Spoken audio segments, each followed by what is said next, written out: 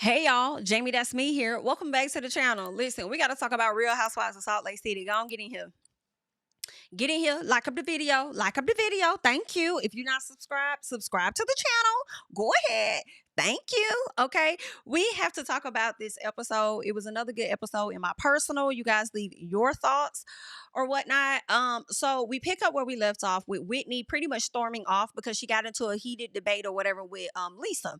So Brian is over there telling Lisa that, Whitney over here asking you questions and you sitting up here insulting her. And Lisa's like, girl, get out my face. Nice try. Nice try, honey. Nice try trying to flip the situation back onto me. And I'm like, well, girl, you are the reason as to why everybody is there, right? So Lisa calls out Angie, right? So since I done got Whitney up out the room, now it's time to attack you. So let me get on your head top just a little bit. She says, you over here telling people that you own all these businesses when you really don't. You own franchises and you lying about it. And then Angie said, well, wait a minute. Okay, now wait a minute. Let me help you count my cash. I said, yes.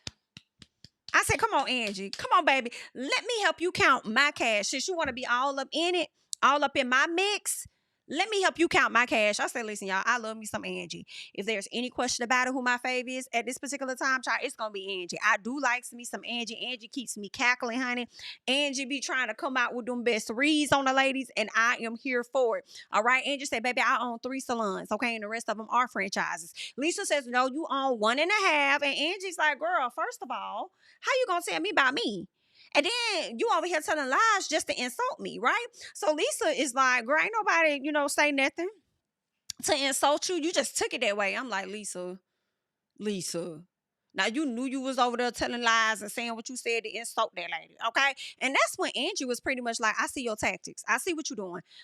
I get it. See, you sit up here and you tell lies on people in an effort to deflect, all right? To deflect it and make somebody else the target. I see what you're doing, okay? And I got you. Don't you worry. I got you for this episode over with, child. Now, Angie says, you have no idea what it is that I do, boo. She says, you do French fries. I do franchise. I said, girl, let's go. Let's go, Angie. Let's get in there. Okay.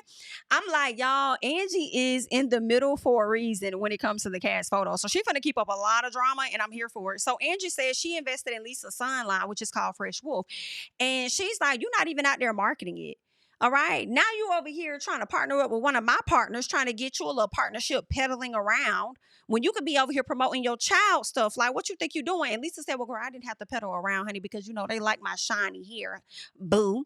Now, just a whole mess. Okay. Of course, Angie is letting her know again, you need to be out here promoting your own son's products. Okay. And in case you was wondering, girl, it's giving C-line. All right.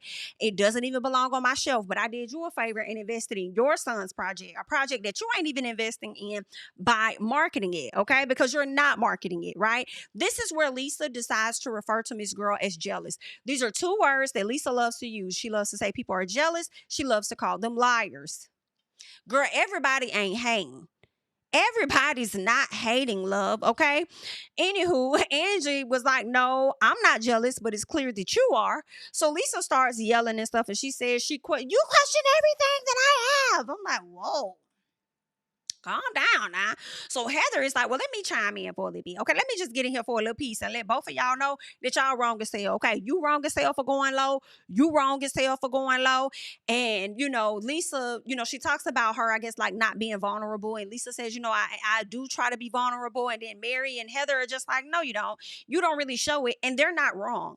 I do agree. I feel like with Lisa, she's so ready to be on the defense and fire back at y'all and act like everything in her life is just perfect and grand and we good over here that you don't really see her when she's vulnerable. She don't really, I guess she don't feel like this is a safe enough space for her to be vulnerable in, I suppose, but I feel like Mary and Heather weren't wrong. So Lisa tells Angie that she loves her and she is very sensitive when it comes to her. And she thought that they were good, you know what I'm saying? And to learn that y'all are not good or whatever, she's like, that hurt me. And then Angie says, well, I apologize as well, right? So they both admit that they love each other to the point where they'll get on each other's nerves and they'll go low and say things that are hurtful, but the goal is for them to work on moving forward, right? Now, Lisa tells Heather that she is her biggest champion. She feels like Heather is always honest with her and even hard on her when necessary. Lisa also says that she wants everybody to thrive. Like, no matter what she may say and how she may feel, sometimes she does want everybody to thrive, right? Thought it was a nice moment. The ladies are trying to mend fences, so much so that Lisa and Bronwyn even have a chat. Right? She says that she and Bronwyn does have work to do. Even when she says she doesn't like Bronwyn, she still understands her. Even when she doesn't think that even when Bronwyn doesn't think that Lisa understands her, she does. And Bronwyn is just like, listen, I don't take any pride in hearing about your legal issues. Understand that, right? And then she says that she just wanted her to stop talking about her. Okay, this is what she's telling Lisa. Bronwyn knows that she hurt Lisa, and she also says, Lisa, you hurt me too. But until you're ready to acknowledge how you've hurt me, then we can move forward. When you acknowledge that, we can move forward to the next step. All right. Everybody decides to toast, and then that's the end of that. Now, Bronwyn and Lisa do link up at a later time, and they agree that they both have said some damaging things, right? Especially Bronwyn. She said that she was sorry about that. And she says, we both said some things and we kind of hurt each other, when it comes to this friendship, but I don't want to be in that space anymore, which is also a place that Lisa is in too. So she said that she said things that she didn't think was a big deal for them. Right? She apologizes for the situation when it came down to Gwen's grandparents and her involvement with that, and Bronwyn says that she didn't think that her intentions were ill or anything, but that's pretty much what ended up happening, right? It just left a sour taste in her mouth. She didn't feel right. It was what it was. So Lisa talks about accountability. And then she says that she also gets triggered when things are said about John, like just how you're sensitive about your daughter and stuff. I'm sensitive when it comes to John, right? And then Bronwyn is like, girl, but me saying that he's stressed or whatever the case is not the same as you sitting up here talking about I suck Zeke. You pretty much said that I was a whore. That's what you was doing. You was calling me a whore. And Lisa says, well, I don't think you're a whore or anything like that. I ain't really mean it like that, girl. You know what I'm saying? I was just trying to back you the fuck up off me. That's just really what was going on. So Bronwyn apologizes for saying things intentionally and unintentionally, right? She says that she won't be doing that again, moving forward. And I said, Bronwyn, girl, you will. It's okay. You'll definitely be doing that again moving forward, because the girls get you to that place to where you got to do things intentionally and unintentionally. And honestly, with the unintentionally, you can't choose when a person will get offended by something, right? You could be operating in the best interest and they're going to feel away. So you just can't control that. You can't say that you won't do that in the future because you likely will, right? Anywho, they both agree, though, to keep the husbands out of it, right? They're planning to let the husbands be off limits. And then, of course, Lisa brings up the kids and says she feels like the kids should be off limits. And Bronwyn is like, girl, I ain't never say shit about your kids now. I only talked about a little piece about your husband not knowing certain information. But, I mean, I get it if the kids are off limits. And she really just talking about how Angie handled that situation with Fresh Wolf, right? Now, Bronwyn opens up about her household and how her mom has been realizing how hard she's been on Bronwyn when she was a child, based on how she's having to show up as a grandmother to Gwen. So she feels like her mama is starting to kind of see some things through her grandparenthood. But I don't think so. I don't know. I don't think so. And if she is, I would like to see those moments translate on television, because to me, it does come off like the mama was just so tough, and I don't know. I guess, like, out of touch. Like, I don't know. I feel like she was so tough all her life with Bronwyn that she don't even know how to be soft-hearted. Like, even when I think she tried to be soft-hearted with Bronwyn at some point in the conversation at a later time, it wasn't genuine. Like, it was just, I don't know.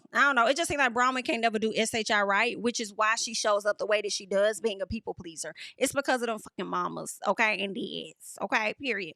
Now, Mary and her cousin are going up to the church because the church has been closed for about 2 years, and I didn't even know that you could close a church like that. Okay, but Mary's able to do it, so she shut that bitch down. Okay, she's sitting with her cousin. Of course, she talks about her son and where he is and how things have been going. Then she ends up moving to talking about her grandmother, how her grandmother wanted her to take over the church and marry her husband, which I can't believe a grandmama would even want something like that. Like, what kind of stuff was you on, child? And her mama, at once upon a time, thought that it was supposed to be given to her, when the grandmama already said what she wanted to be done with it. Right? So her mama showed her tail and they got into that whole spiel. But we also learned that Mary's mother passed away. And at the time that they filmed this, it had been quite a few months since her mom passed away. And she just felt like, for her, it was like officially like a chapter closed type of thing. Right? So, child, Mary and their family, Mary probably could write a book about their life. Would y'all read that book? I might tap over there and see what was going on over there in their family. Anywho, It is what it is. Mary does kind of say that she and her mom didn't seem to be on talking terms when she did pass away, because her mama was putting out like different lies about her in the media and stuff. And her mother never wanted to talk to her again. So she honored her wishes. Like, I never talk to you again, BIT. And then she passed away. And it's like, oh, okay, it's official now. She's gone. Now I can move forward, I guess. Now let's get to Angie, because Angie done messed around and let her cosmetology license lapse. So now she got to sit up here and do, I guess, a few styles or whatever to get that license back up to date.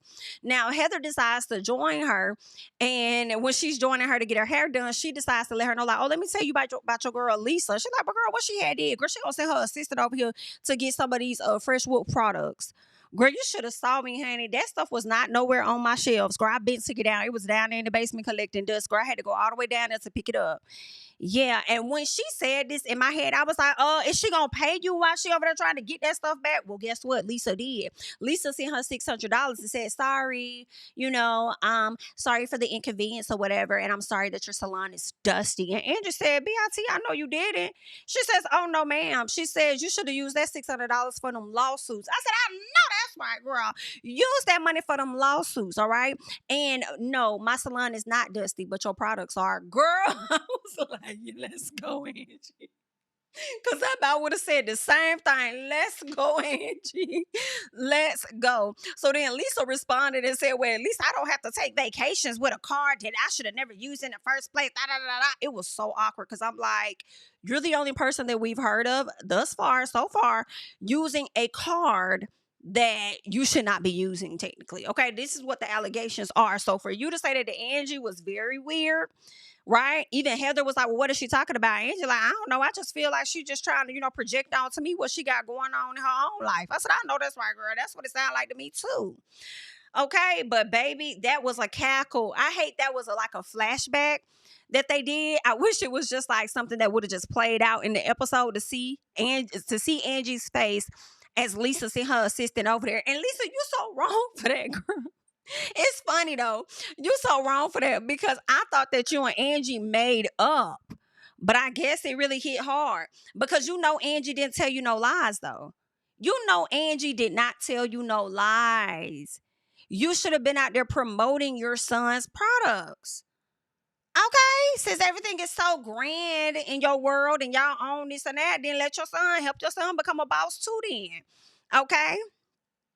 Anywho, Whitney and Brittany link up at some plant shop or whatever, and Brittany wanted to, talk about the last time that they ended up getting into it, right? And she feels bad for going low on Whitney, right, when it comes to her business and stuff. And Whitney pretty much apologizes to her too, and she's just like, my bad about the stuff that I said about you and Jared, girl. It ain't even got to be like that. Like, that's not even who I am. Whitney, baby, that's every bit of who you are. Okay. That's every bit of who you are. But she did ask her, about what's up with her and Jared. And of course, although they did call off the engagement, they are still engaged. And Whitney's just like, well, what's the plan? She said, I guess to work on getting back engaged or whatever, right?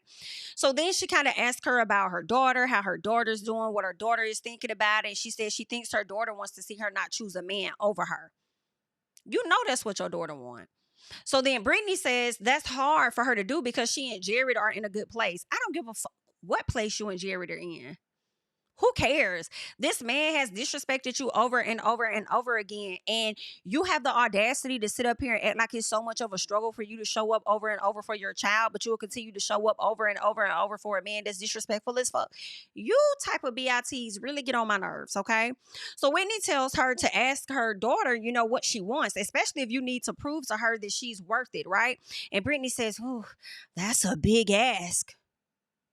Yet you stay over there asking Jared to give you attention, asking Jared to claim you publicly. What? Brittany, I kind of don't know if I want to see you on this show no more, because you grinding my gears with that. So Whitney tells her about her estranged relationship with her mom. You know what I'm saying? Trying to relate to her. Like, I understand all about that. There was a period when my mama, we weren't getting along, but I still loved for her. I still had love for her. I still yearned for her and stuff. And we've gotten a better relationship. And I think that you should continue to try when it comes to your daughter. And then Brittany says that she wants to show up for her daughter, but it's hard because she doesn't make space for her. That's because you're so inconsistent. right? People gonna have their guard up with those type of people that's not consistent. Those type of people that often leave their feelings hurt, bruised. Like, you're not showing her anything different. That's why she don't really leave space for you, because she don't want to feel those same feelings that she's felt from you before. Meanwhile, Whitney over there telling you to keep trying. Like, girl, if y'all don't get this pick Miana up out of here. So anywho, Bronwyn and her mom are sitting down chatting, right? So the daughter and the boyfriend finna go. They gotta go bowling. Whole time they really finna have private time. Whole time I'm thinking that they was finna go smoke on some weed, just a little piece. I don't know what they was finna go do, okay? But either way, they had to get the hell from around there, all right? So her mom has opinions on Bronwyn's parenting, and she was saying that her daughter pretty much does whatever it is that Bronwyn does. Like, you set the example, so how you show up is how your daughter's gonna show up. And I just really could not take the critique from her mom, because I'm like, BIT, you set a certain standard and certain examples that you wanted Bronwyn to follow, but did she follow them? Did she follow them? No, she did not. Okay. And then you're talking about the examples that Bronwyn set for her daughter as if they're poor and bad examples.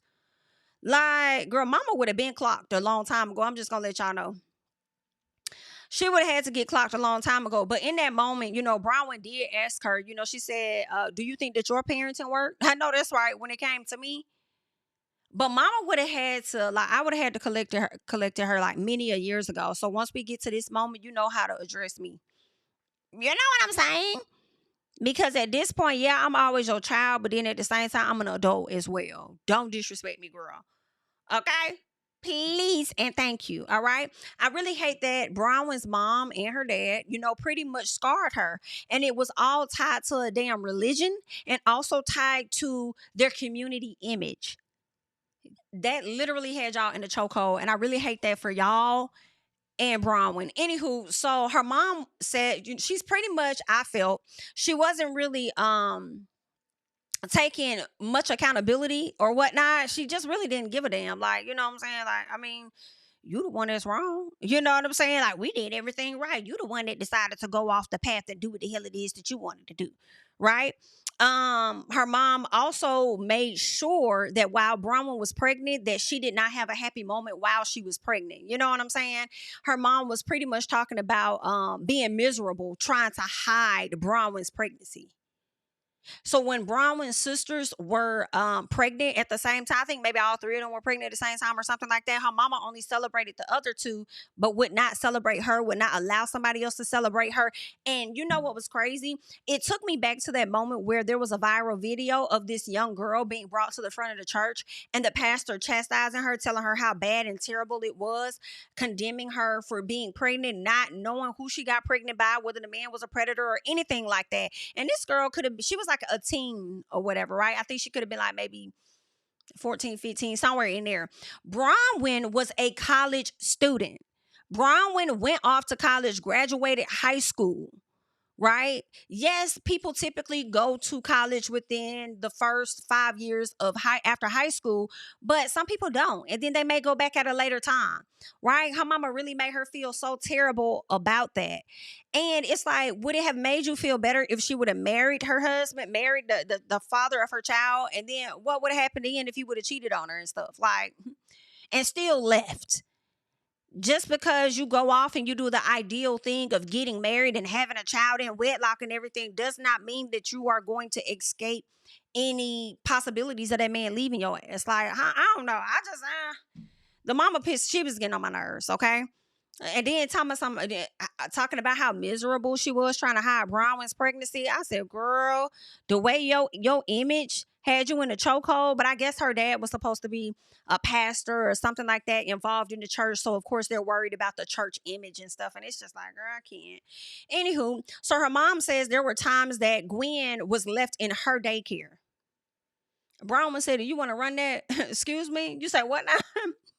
Okay, I don't know what the hell you talking about. When did that happen, right?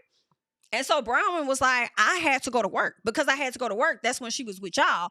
And they're like, yeah, but what if you didn't have, to go to work? Like, we didn't want her to go into foster care. Like, we didn't want her to end up that place. And I'm just like, so no credit given to Bronwyn for having a child, choosing to keep her child, still hustling to go to work to provide for her child. You decide that you, in my personal, want more credit because the daughter was left in y'all care at times. Like, girl, because we didn't want the child to go to foster care. Like, how do we even get that far down the road? Huh? So Bronwyn was like, girl, please, I would have got 2 jobs if it came down to it. I just feel like mama was disrespectful. And you could tell Bronwyn was getting upset. And I feel like her mom tried to fix it by saying something about her. She said something like, well, just because I don't say that you're wonderful or you're doing a wonderful job doesn't mean that I don't think that you are. And I'm like, BITCH, it does mean that you don't think that she is, because she's not hearing it. I feel like even with what she's accomplished with her being with her husband, whatever the case is, right? I feel like you still don't, like, you don't give her no credit for nothing. You still make her feel like everything she did was damn near wrong. And look at who's helping pay for your damn, you and your husband's medical right? Bronwyn and her husband. I can't. I don't know. Mama would have learned about herself a long time ago. Like, girl, don't come at me with that. Don't come at me with that. And you know what else is crazy? When you hear stories like this, where a parent may have multiple kids and then they may mistreat one of those kids, it's always that kid that they likely mistreated that has to come back and look after that. Yikes. Okay. But anywho, I'll let y'all do with that what you will. So then we get to Meredith and Angie. And Angie tells Meredith about Lisa picking up the Fresh Wolf products from the store, right? Or at least from the salon. And the little snarky message that her ass left. So Meredith thinks that Angie should pretty much give her some grace because everybody is reactive when it comes to their kids. And you did say something about Fresh Wolf, which belongs to her child. So she reacted and snatched that stuff up. So give her a little grace. And then Angie said, oh, okay, you want me to get her a little grace? Well, then let me tell you something, honey.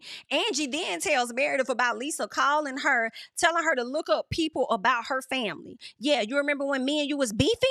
Yeah, so Lisa called me and she was giving me information about your people, having me, or at least wanting me to do research on your people. So next time you come at me, I could throw all of that stuff up in your face, okay? So yeah, that's Lisa's doing. Lisa likes to do research on everybody, all right? And then she'll hold on to it and use it against you at a later time. Be clear. So Meredith is like, now what the heck? Now why the fuck? Now what now? Okay, so Meredith is like, why would you do that? If me and you are cool, why would she then turn around? If me and her are cool, why would she turn around and give you information to use against me? You know I'm gonna have to talk to her about this, right? You know I'm gonna have to do that, right? Okay, Miss Girl was like, yeah, I know what you're gonna have to do. She's like, because I'm just confused. Like, Miss Ma'am is loyal. All right? She's loyal, but I do know that she lied on me for about 2 years. But I'm going to find the truth out. Don't you worry about it. I'm going to find it out. Yes, I am. Angie, this is messy as hell. Now, I thought that Meredith was going to question, why the hell is you trying to tell me this now?